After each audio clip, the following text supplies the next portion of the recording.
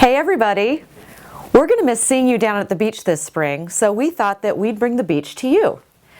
Some of you have come down to Edmonds before and seen our beaches, and some of you may never have been to the beach.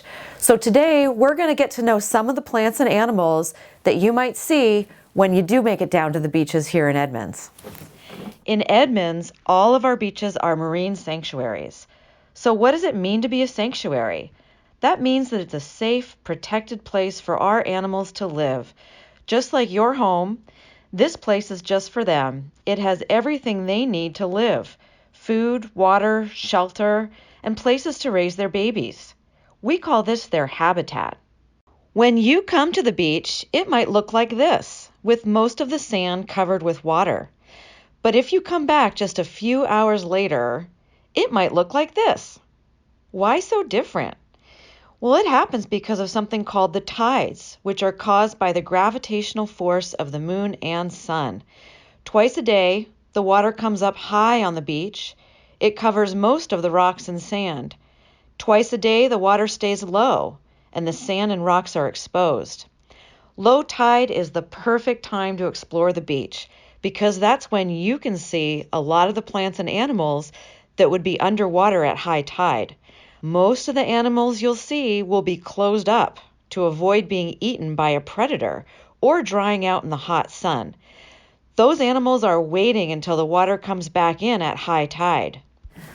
So let's play a game that will help us understand how animals behave during high and low tides.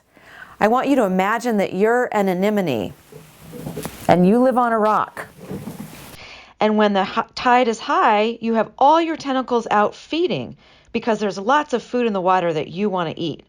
But when the tide goes out, you close up tight and wait for the water to come back with your next meal. When I say tide's in, stand up really tall, wave your arms like an anemone, like you're feeding, feeding, feeding.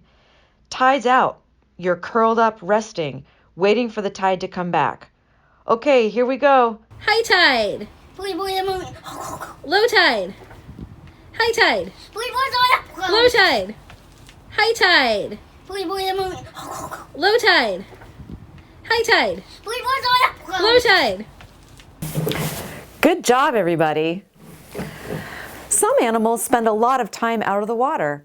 They're located in what we call the high tide zone because it's only covered during the high tides. Other animals, those located in the low tide zone, don't really need to worry much about that because they're usually covered with water except when the tide is very, very low. We're going to learn more about zones and which animals live there in the next few videos.